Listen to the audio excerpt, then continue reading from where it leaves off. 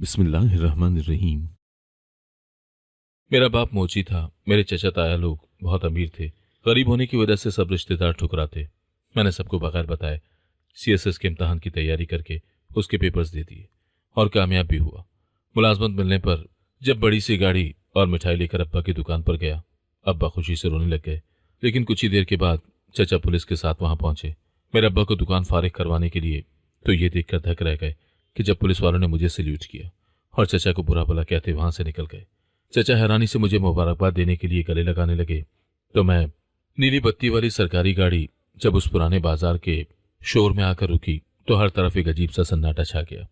हर निगाह उस गाड़ी पर जमी थी जिसके साथ पुलिस का प्रोटोकॉल भी मौजूद था।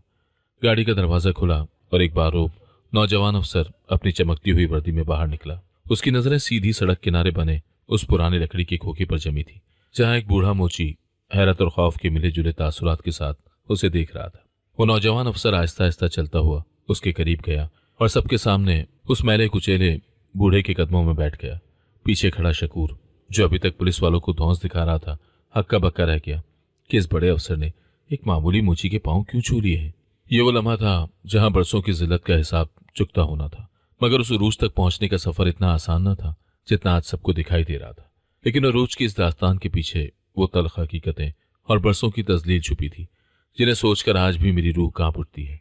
वक्त का पहिया पीछे की तरफ घूमा और हम उसी तपती हुई सड़क पर आ खड़े हुए जहां जिंदगी के तल्ख हकायक हमारा इस्तकबाल कर रहे थे। सड़क किनारे बने उस बोसीदा लकड़ी के खोखे के अंदर पसीने में डूबा हुआ एक बूढ़ा शख्स बड़ी महारत से एक पुराने जूते में टांके लगा रहा था। उसके हाथ लरस रहे थे मगर उसकी हिम्मत जवान थी, क्योंकि उसे मालूम था कि उसके हर टांके के बदले मिलने वाले चंद रुपए उसकी बेटी की तालीम का वाहिद सहारा बनेंगे। तभी एक कीमती कारी गाड़ी वहां आकर रुकी जिससे उड़ने वाली गर्द ने उस बूढ़े के चेहरे को ढांप लिया। गाड़ी से एक शख्स निकला जिसके लिबास और अंदाज से तकब्बुर साफ झलक रहा था। ये शकूर था जो अपने सगे भाई करीम बख्श की गुर्बत से इस कदर शर्मिंदा रहता था कि उसे भाई मानना भी गवारा न था। शकूर ने अपनी नाक पर कीमती रुमाल रखा और इंतहाई हकारत से करीम बख्श की तरफ देखा जो एहतराम में खड़ा होने की कोशिश कर रहा था। शकूर ने एक जोरदार धक्का देकर उस बूढ़े को दोबारा वहीं गिरा दिया और गरज कर बोला, करीम बख्श, मैं तुम्हें आज आखिरी वार्निंग देने आया हूँ। ये दुकान और ये जगह आज ही खाली कर दो, वरना मैं कल यहाँ बिल्डोजर चलवा दूंगा। मुझे शर्म आती है ये बताते हुए कि मेरा सगा भाई एक मोची है और हमारे खानदान के नाम पर एक बदनुमा धब्बा है। तुमने हमारी नाक कटवा दी है। इस बाजार में मेरे बड़े बड़े बिजनेस पार्टनर्स आते हैं और जब वो देखते हैं कि एक मोची मेरा भाई है तो मेरा सर शर्म से झुक जाता है। करीम बख्श ने कांपते हाथों से उसका दामन पकड़ने की कोशिश की और गिड़गिड़ा कर कहा, साहब, अभी मेरा बेटा अजान पढ़ रहा है, उसकी पढ़ाई मुकम्मल हो जाए तो मैं खुद ही यहाँ से चला जाऊंगा। मगर शकूर ने उसे धुतकार दिया और पैर पटकते हुए गाड़ी में जा बैठा। दूर खड़ा ये सारा तमाशा मैं अपनी आंखों से देख रहा था और मेरा खून खौल रहा था। मेरा जी चाहता था कि मैं आगे बढ़ूं और उस जालिम शख्स का गिरेबान पकड़ लूं, मगर मैं खामोश था क्योंकि मैं जानता था कि अभी मेरे पास वो ताकत नहीं है जो हक की आवाज को बुलंद कर सके। मेरा नाम अजान है और मैं उसी करीम बख्श मोची का बेटा हूं जिसने अपनी पूरी जिंदगी दूसरों के फटे पुराने जूते मरम्मत करते हुए गुजार दी ताकि मुझे एक बाइज्जत जिंदगी दे सके। हम दो ही बाप बेटा थे। मेरी माँ मेरी बचपन की धुंधली यादों में कहीं खो गई थी, जो गुर्बत और बीमारी की ताप ना लाते हुए हमें तन्हा छोड़ गई थी। मेरे वालिद ने मुझे कभी माँ की कमी महसूस नहीं होने दी थी। वो सारा दिन सड़क किनारे बैठकर गर्मी सर्दी की परवाह किए बगैर काम करते ताकि मैं स्कूल जा सकूं और अच्छी तालीम हासिल करके उनका सर फख्र से बुलंद कर सकूं। हमारे खानदान में मेरे वालिद के भाई यानी मेरे चचा शकूर और ताया बहुत अमीर कबीर लोग थे। उनके बड़े बड़े प्लाजा और कारोबार थे, मगर उनके दिल उतने ही छोटे थे। उन्होंने दादा की वफात के बाद धोखे से तमाम जायदाद पर कब्जा कर लिया था और मेरे वालिद को उनका जायज हिस्सा देने से साफ इनकार कर दिया था। उन्होंने हमें गुर्बत के उस अंधेरी घड़े में धकेल दिया था जहां से निकलने का रास्ता सिर्फ तालीम थी। मेरे वालिद सादा लो इंसान थे। वो हमेशा कहते थे, अजान बेटा, सब्र का फल मीठा होता है, अल्लाह हमें देख रहा है। लेकिन मेरे ताया और चचा को सिर्फ इस बात से मसला नहीं था कि हम गरीब हैं, बल्कि उन्हें इस बात से तकलीफ थी कि उनका सगा भाई उनकी आलीशान मार्केट के सामने एक छोटे से खोखे में बैठकर मोची का काम क्यों करता है।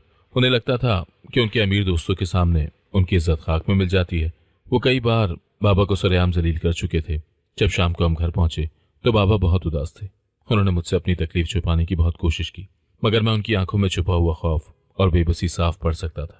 मैंने उनके करीब बैठकर उनके हाथ अपने हाथों में लिए तो देखा कि सुई के कई जख्म उनकी उंगलियों पर ताज़ा थे। मैंने खामोशी से उनके जख्मों पर मरहम लगाया और दिल ही दिल में अहद किया कि एक दिन मैं उनके जख्मों का हिसाब जरूर लूंगा। बाबा ने मेरा सर थपथपाया और कहा, बेटा तुम बस अपनी पढ़ाई पर ध्यान दो। तुम्हारे चचा गुस्से में कुछ कह गए होंगे, वो बुरे नहीं है।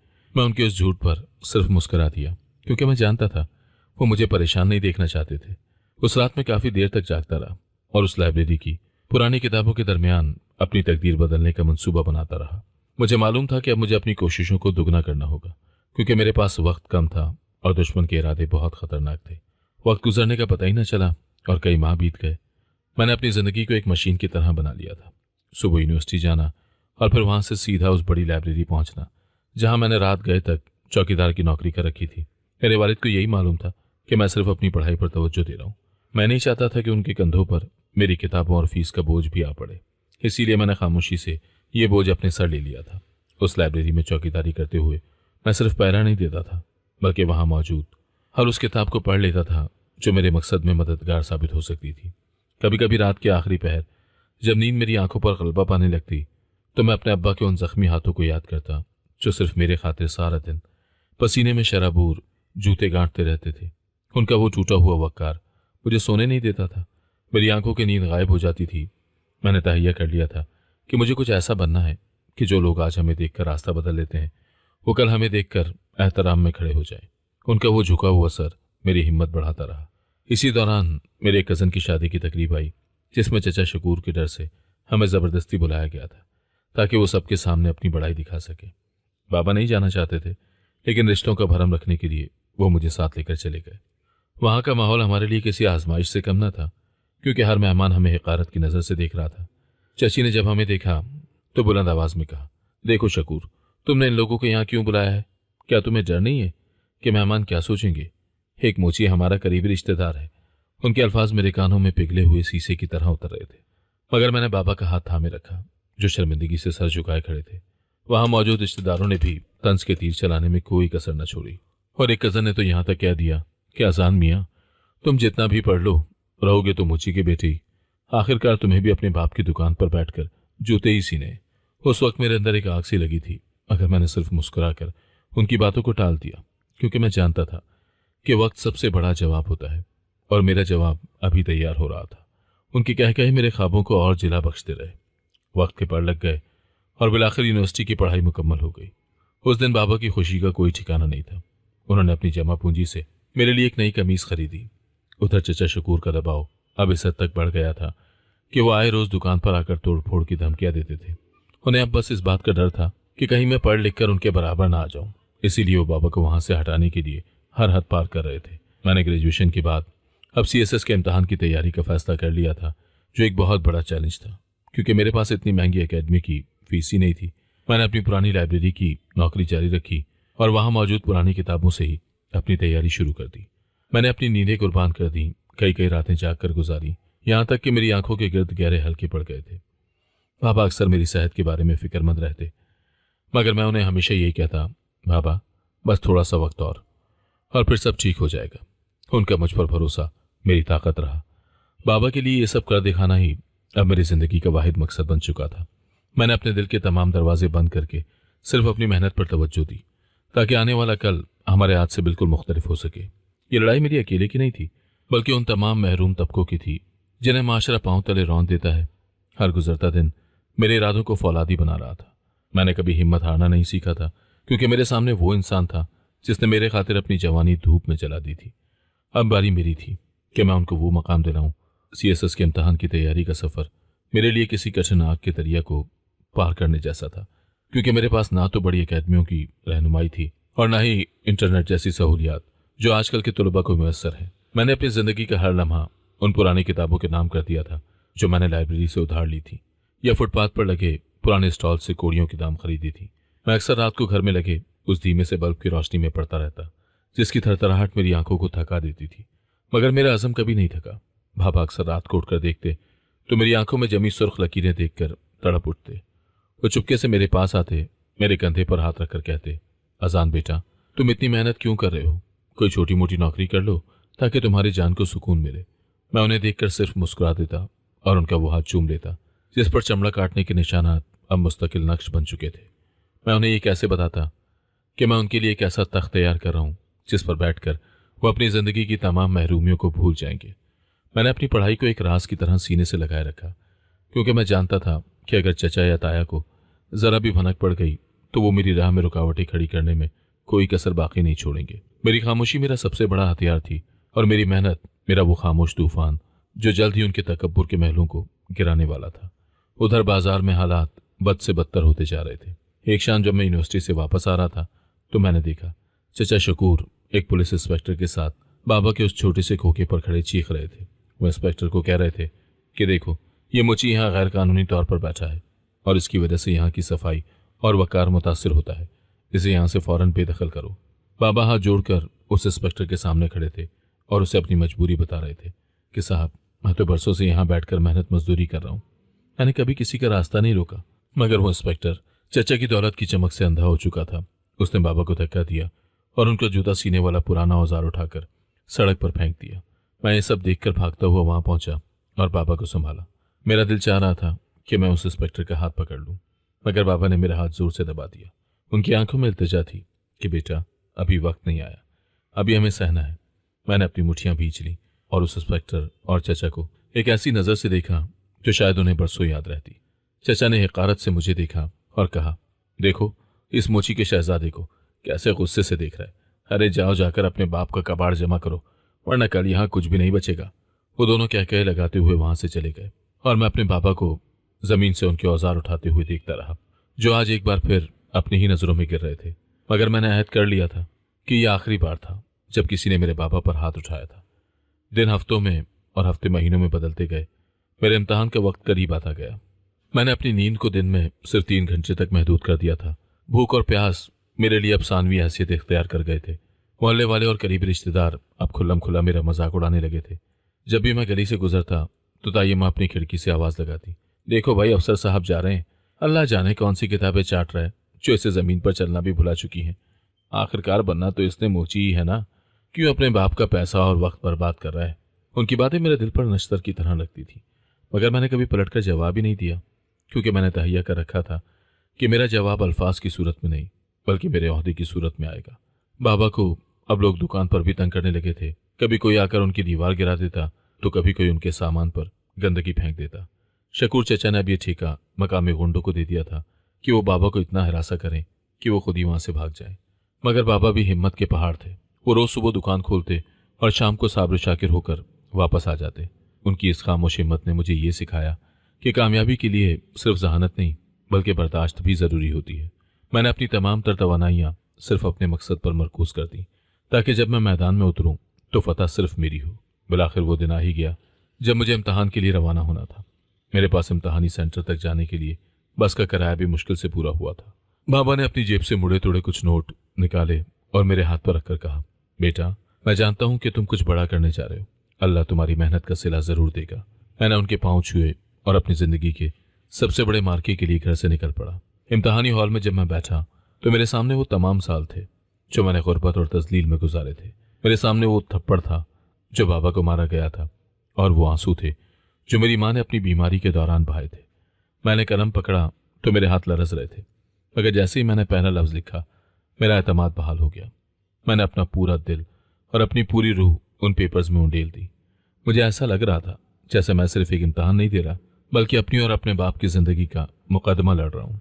जब मैं इम्तहान देकर बाहर निकला तो मेरा जिस्म थकन से चूर था, मगर मेरे दिल में एक अजीब सा इत्मीनान था कि मैंने अपना काम कर दिया है। अब नतीजा अल्लाह के हाथ में था और मुझे यकीन था कि वो मजलूमों की पुकार जरूर सुनता है। वापसी पर जब मैं घर पहुंचा तो बाबा मुझे देखकर मुस्कुराए और मैं उनके सीने से लगकर जी भर कर रोया, क्योंकि ये वो रोना था जो किसी दुख का नहीं बल्कि एक बड़ी जंग लड़कर आने वाले सिपाही के सुकून का था। इम्तहान खत्म होने के बाद वो चंद महीने मेरी जिंदगी के मुश्किल तरीन महीने थे, क्योंकि अब मेरी हर घड़ी बेचैनी और इंतजार की कैफियत में गुजर रही थी। मैंने दोबारा लाइब्रेरी में अपना काम शुरू कर दिया था ताकि घर के अखराजात में बाबा का हाथ बटा सकूं। उधर चचा शकूर की दुश्मनी अब एक जुनून की शक्ल इख्तियार कर चुकी थी। वो आए दिन पुलिस वालों को साथ लेकर दुकान पर आ धमकते और बाबा को धमकियां देते कि अब वक्त खत्म हो चुका है और उन्हें ये जगह खाली करनी ही पड़ेगी। बाबा पहले से बहुत ज्यादा कमजोर हो गए थे। उनके चेहरे की झुर्रियां गहरी हो रही थी और उनकी आंखों में वो चमक मांद पड़ रही थी जो कभी उनका खासा थी।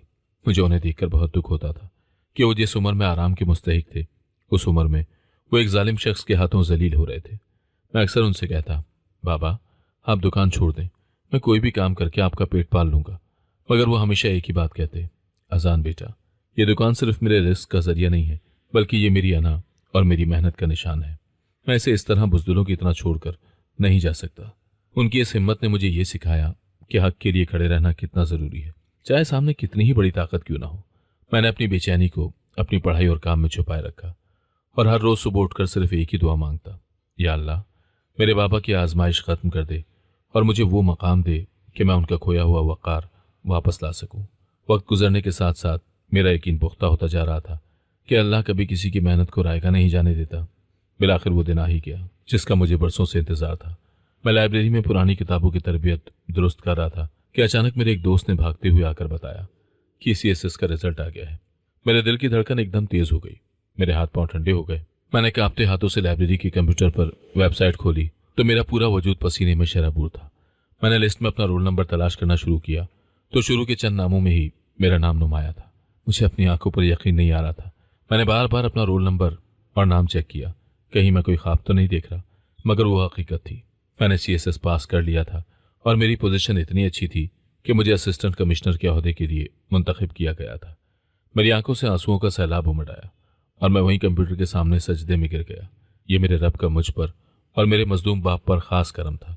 मैंने वहीं बैठे बैठे फैसला कर लिया कि मैं ये खुशखबरी अभी किसी को नहीं बताऊंगा, यहाँ तक कि बाबा को भी नहीं, क्योंकि मैं चाहता था कि जब मैं उनके सामने आऊँ तो मुकम्मल इख्तियार और वर्दी के साथ आऊँ, ताकि उनकी खुशी की कोई इंतहा न रहे। मैंने अपनी कामयाबी को एक मुकद्दस राज की तरह अपने सीने में छुपा लिया और खामोशी से लाइब्रेरी से बाहर निकल आया। शाम को जब मैं घर पहुंचा तो बाबा हमेशा की तरह थके हुए सहन में बैठे मेरा इंतजार कर रहे थे। उन्होंने जब मेरी सुर्ख आंखें देखी तो परेशान हो गए और पूछा, बेटा क्या हुआ है, तुम ठीक हो? मैंने उनके हाथ चूमे और मुस्कुराते हुए कहा, बाबा मैं बिल्कुल ठीक हूँ, बस मुझे एक बहुत अच्छी जॉब की ऑफर हुई है, मगर उसके लिए मुझे दूसरे शहर जाना होगा और वहाँ चंद माह की ट्रेनिंग करनी होगी। बाबा की आंखों में एक अजीब सी खुशी और दुख की आमेजिश थी। वो खुश थे कि उनके बेटे को नौकरी मिल गई है, मगर वो उदास थे कि मैं उनसे दूर जा रहा हूँ। मैंने उन्हें यकीन दिलाया कि ये चंद महीने बहुत जल्दी गुजर जाएंगे और फिर हमारे दुखों के दिन खत्म हो जाएंगे। बाबा ने मेरे सर पर हाथ रखा और ढेरों दुआएं दी। उधर जब चचा शकूर को पता चला कि मैं दूसरे शहर नौकरी के लिए जा रहा हूँ तो वो हमारे घर आए और तंज करते हुए बोले, देखा मैंने कहा था ना, आखिरकार इसे किसी फैक्ट्री में मजदूरी ही करनी पड़ेगी। ये पढ़ाई लिखाई सब फजूल थी। अगर मेरी बात मान लेते तो आज इस तरह दर दर की ठोकरें ना खानी पड़ती। मैंने उनकी बातों का कोई जवाब नहीं दिया, बल्कि सिर्फ खामोशी से उन्हें देखा, क्योंकि मैं जानता था कि अब मेरे बोलने का नहीं बल्कि मेरे अमल का वक्त करीब है। मैंने अपने कपड़े एक पुराने से सूटकेस में डाले और अपनी जिंदगी के नए सफर की तैयारी मुकम्मल कर ली। रवानगी की सुबह बहुत बोझल थी। पापा मुझे बस स्टॉप तक छोड़ने आए थे। उनकी आंखों में आंसू थे, मगर वो मुझे कमजोर नहीं करना चाहते थे, इसीलिए बार बार मुस्कुराकर मुझे अलविदा कह रहे थे। मैंने उनके गले लगकर उनकी खुशबू को अपने अंदर बसाया और अहद किया कि जब मैं वापस आऊंगा तो उनके सर पर कभी दोबारा किसी की धमकियां नहीं आएंगी। मैंने ट्रेनिंग के दौरान सख्त मेहनत की और अपने अफसरान को अपनी काबिलियत से मुतासिर किया। मुझे अपनी ट्रेनिंग के दौरान कई बार घर की याद आई और बाबा की तकलीफ का सोचकर मेरा दिल तड़पता रहा, मगर मैंने अपनी तमाम तर तवज्जो अपनी तरबियत पर मरकूज रखी।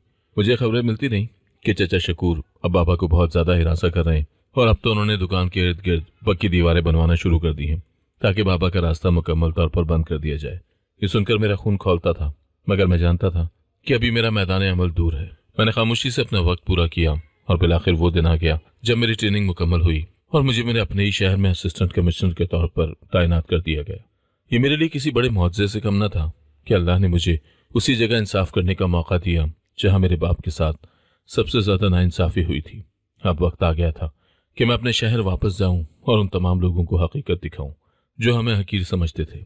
मेरी ट्रेनिंग मुकम्मल होने के बाद जब मुझे असिस्टेंट कमिश्नर की वर्दी पहनाई गई तो मुझे ऐसा महसूस हुआ जैसे ये सिर्फ कपड़े का एक जोड़ा नहीं है, बल्कि मेरे बाप के उन तमाम बरसों की मुशक्कत और रज्जगों का समर है जो उन्होंने मेरे खातिर काटे थे।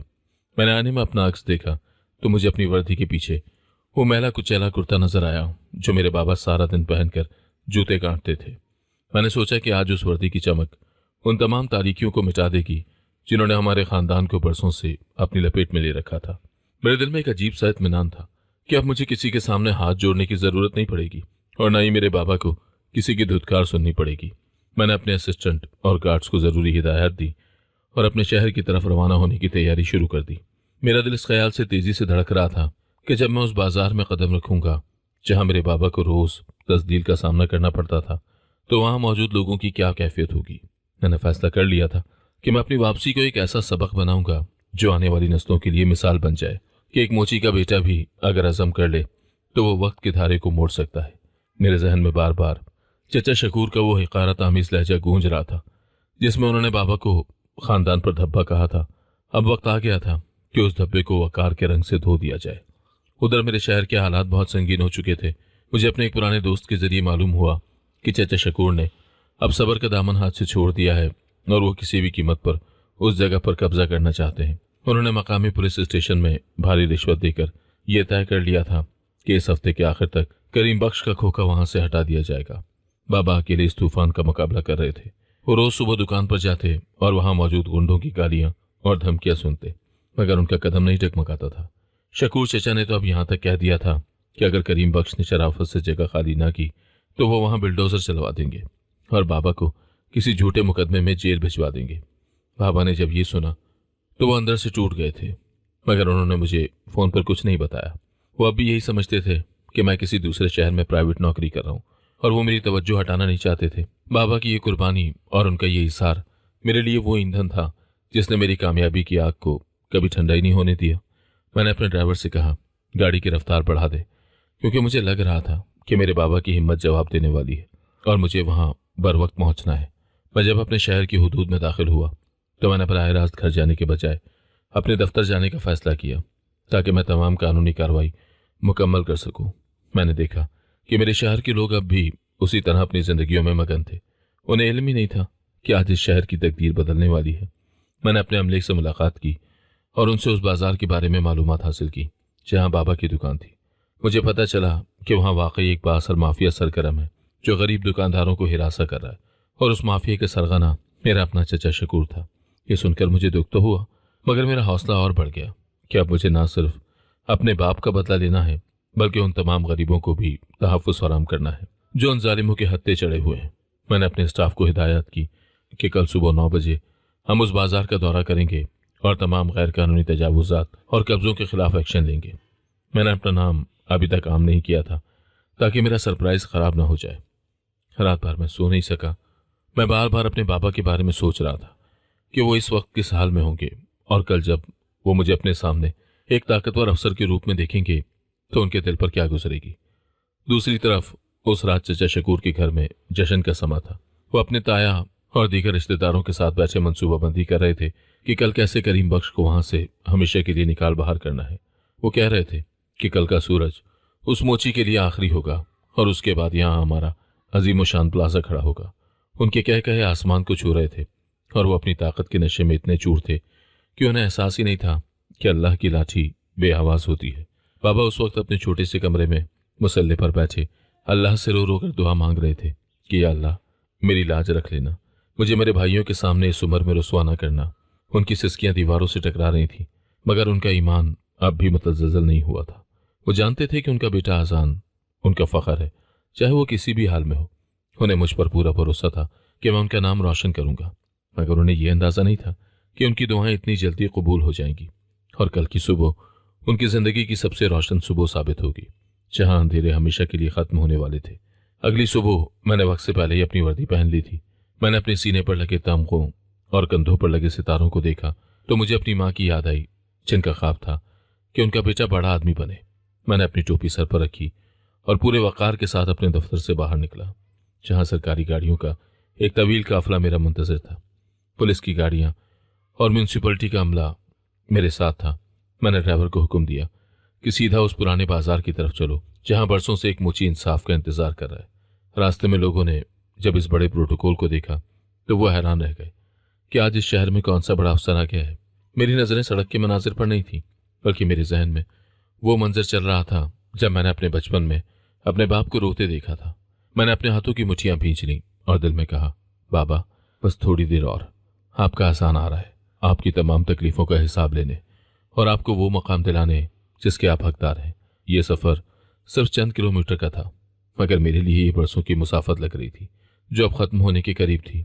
जब सरकारी गाड़ियों का काफिला उस बाजार में आकर रुका तो हर तरफ एक अजीब सा सन्नाटा छा गया। मैंने गाड़ी का दरवाजा खुद खोला और बाहर निकल आया।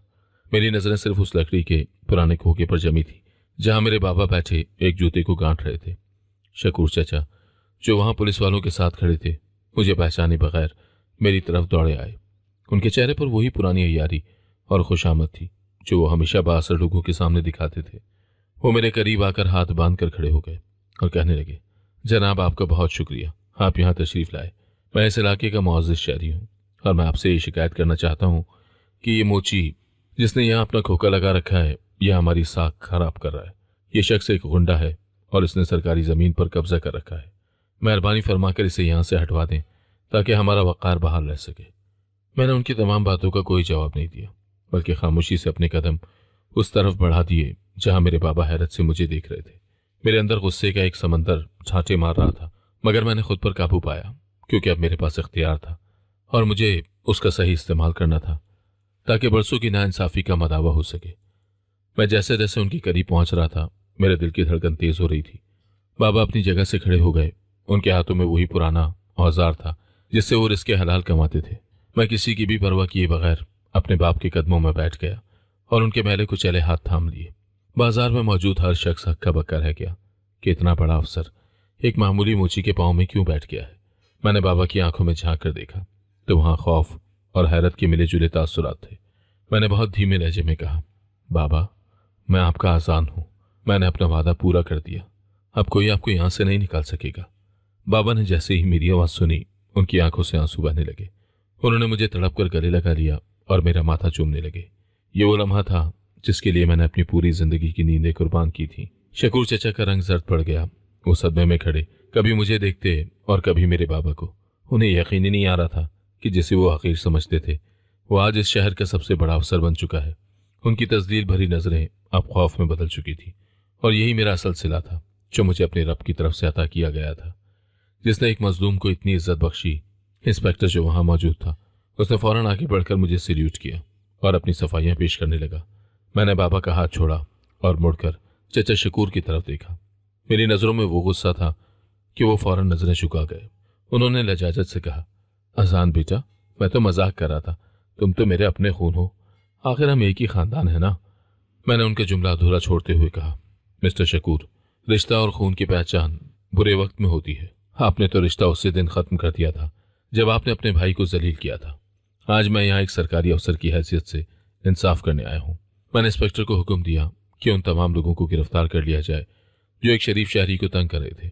चचा शकूर के हाथ पांव फूल गए और वो गिड़गिड़ाने लगे मगर फिर उसे गाड़ी की तरफ ले गई। मैंने बाबा को बहुत इज्जत के साथ अपनी गाड़ी में बिठाया और वहां से रवाना हो गया। बाबा का चेहरा फख्र से चमक रहा था और मुझे महसूस हुआ कि आज बरसों की जिल्लत का बोझ मेरे कंधों से उतर गया है। अब हमारी जिंदगी का एक नया और पुरवकार बाब शुरू होने वाला था जहां कोई हमें हकारत से नहीं देख सकेगा और हम अपनी मेहनत के बलबूते पर एक नई पहचान के साथ जी सकेंगे। सरकारी बंगले की दहलीज पर जब बाबा ने कदम रखा तो उनके पांव की लर्जिश मुझे बता रही थी कि यह सफर कितना तवील था। अगर मेरी माँ आज जिंदा होती तो शायद उनकी आंखों की चमक कायनात के तमाम चरागों को मात दे देती। बाबा खामोशी से अपने कमरे के कोने में बैठ गए थे जैसे वो अभी तक इस बड़ी तब्दीली को अपने अंदर जज्ब करने की कोशिश कर रहे हो। मैंने उनके करीब बैठकर उनका हाथ थामा तो उन्होंने धीरे से कहा, अजान बेटा ये नर्म बिस्तर, ये ठंडी हवाएं मुझे उस सड़क की धूल से ज्यादा भारी लग रही हैं जहां मैंने अपनी पूरी जिंदगी गुजारी। मुझे डर है कि कहीं ये आसाइशें हमें वो दुख ना भुला दें जिन्होंने हमें यहां तक पहुंचाया है। मैंने उनका हाथ चूमते हुए यकीन दिलाया कि बाबा ये मकाम आपकी दुआओं का समर है और मैं अपने आप को कभी वो पुराना वक्त भूलने नहीं दूंगा क्योंकि वही हमारी असल ताकत है। मैंने देखा कि उनके चेहरे पर एक अजीब सा इत्मीनान था, जैसे बरसों का बोझ उनके सीने से अचानक उतर गया हो। अब हमें किसी धक्के या गाली का खौफ नहीं था बल्कि अब हम खुद अपनी तकदीर के मालिक बन चुके थे। यह एहसास ही मेरे लिए सबसे बड़ी दौलत थी और यही मेरी जिंदगी का असल हासिल था। 2 हफ्ते गुजरने के बाद जब हालात थोड़े मामूल पर आए तो एक दिन ताया और उनके घर वाले इंतहाई आजिज़ी के साथ हमारे मगले पर आए।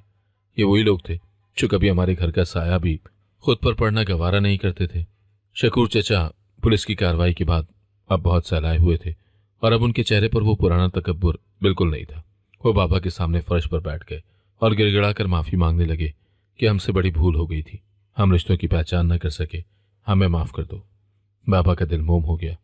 वो हमेशा से ही नरम दिल इंसान थे और वो उन्हें माफ़ करने ही वाले थे कि मैंने मुदाखलत की। मैंने इंतहाई सर्द लहजे में कहा, माफ़ी सिर्फ उन गलतियों की होती है जो नादानी में की जाए, लेकिन आप लोगों ने तो शऊरी तौर पर एक गरीब भाई की तस्दील की थी। आपको माफ़ तो किया जा सकता है, लेकिन दोबारा वो मकाम और कुर्बत नहीं दी जा सकती जो आप अपनी ज़बान के जहर से खो चुके हैं। रिश्तों की दीवार में जो दरार आपने डाली थी वो अब कभी नहीं भर सकती। इसीलिए बेहतर यही है कि आप अपने रास्ते पर रहें और हमें अपने हाल पर छोड़ दें। मैंने उन्हें साफ बता दिया कि मेरे लिए बाप की आंख का एक आंसू उनके तमाम उम्र के पछतावे से ज्यादा कीमती है। वो सब शर्मिंदगी के आलम में वहां से रुखसत हो गए और मुझे पहली बार एहसास हुआ कि असल बदला इंतकाम नहीं बल्कि अपनी कामयाबी से सामने वाले को उसकी औकात दिखाना होता है, जहां वो आपसे बात करने को भी तरस जाए। 3 महीने बीत गए और मैंने अपने फ़राइज़ की अदायगी में दिन रात एक कर दिए। मैं हर उस साइल की बात पर तवज्जो से सुनता जिसके कपड़ों पर पैबंद लगे होते, क्योंकि मुझे उनमें अपना माजी नजर आता था। एक शाम मैंने देखा बाबा घर के पिछले हिस्से में अपने वही पुराने औजार निकाले बैठे हैं और अपने एक पुराने जूते को ठीक कर रहे हैं। मैंने हैरत से पूछा, बाबा आपको ये सब करने की क्या ज़रूरत है? यहाँ तो दर्जनों मुलाजिम आपकी खिदमत के लिए मौजूद हैं। बाबा ने मुस्कुराकर अपनी ऐनक दुरुस्त की और कहा, हजान बेटा, ये औजार मेरी पहचान है। ये मुझे याद दिलाते हैं कि मैं कौन हूँ और कहाँ से आया हूँ। अगर मैं ये काम छोड़ दूंगा तो शायद मेरे अंदर वो आजिज़ी ख़त्म हो जाएगी जो एक इंसान को इंसान बनाती है। तुम भी याद रखना, ये कुर्सी और ये वर्दी सिर्फ चंद दिनों की मेहमान है। असल चीज़ तुम्हारा इखलाक और तुम्हारा काम है। मैंने उनकी बात सुनकर एक लंबी आह भरी और महसूस किया कि तालीम सिर्फ किताबों से नहीं बल्कि ज़िंदगी की उन ठोकरों से मिलती है, भी मिलती है जो मेरे बाबा ने कड़ी धूप में खाई थी। वो आज भी वही सादा लो इंसान थे जो कभी उस लकड़ी के खोखे में बैठे थे। बस अब उनके इर्द गिर्द का माहौल बदल गया था, मगर उनकी रूह आज भी वैसी ही पाकीज़ा और मुखलिस थी जो मुझे हर पल सीधे रास्ते पर चलने की तलकीन करती रहती थी। वक्त का पहिया अपनी रफ्तार से चलता रहा और मैंने कभी भी अपने पीछे मुड़कर नहीं देखा। रिश्तेदारों ने कई बार कोशिश की कि वो मेरे लिए अपनी बेटियों के रिश्ते लाएं ताकि इस बहाने वो मेरे इख्तियारात से फ़ायदा उठा सकें, मगर मैंने उन सबको सख्ती से ठुकरा दिया। मैंने फैसला कर लिया था कि मैं अपनी ज़िंदगी का शरीक सफ़र किसी ऐसे इंसान को बनाऊंगा जो मेरे ओहदे से नहीं बल्कि मेरे बाप की मुशक्क़त से प्यार करे। बाबा अक्सर खामोशी से मुझे काम करते देखते रहते और उनकी दुआएं मेरे गिर्द एक हिफाजती हिसार बनाती हैं।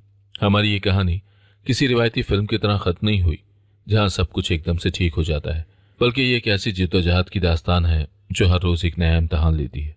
मैं आज भी जब बाजार से गुजरता हूँ और किसी मोची को काम करते देखता हूँ तो मैं अपनी गाड़ी रुकवा कर उसके पास जाता हूँ और उसके हाथ छूम लेता हूँ, क्योंकि मुझे मालूम है उन मेरे कुचेले हाथों के पीछे कितने ही आजान अपने ख्वाबों की तकमील के लिए तड़प रहे होंगे। मेरे बाबा का वो पुराना लकड़ी का खोखा अब वहाँ मौजूद नहीं है, मगर उस जगह की मिट्टी आज भी मेरे अज़म की गवाही देती है। जिंदगी सिर्फ जीने का नाम नहीं बल्कि वकार के साथ सर उठाकर चलने का नाम है, और मैंने अपने बाप के साथ मिलकर यही वकार हासिल किया है जो अब हमारी नस्लों की पहचान बनेगा, और यही मेरी जिंदगी का सबसे बड़ा मार्का था जो मैंने जीत लिया। अगर आपको आज की कहानी पसंद आई है तो वीडियो को जरूर लाइक कीजिएगा और अपने दोस्तों के साथ भी शेयर कीजिएगा। और हाँ, अगर आपने अभी तक हमारा चैनल सब्सक्राइब नहीं किया तो जरूर सब्सक्राइब करें। मिलते हैं कल एक नई और दिलचस्प कहानी के साथ। अल्लाह हाफिज।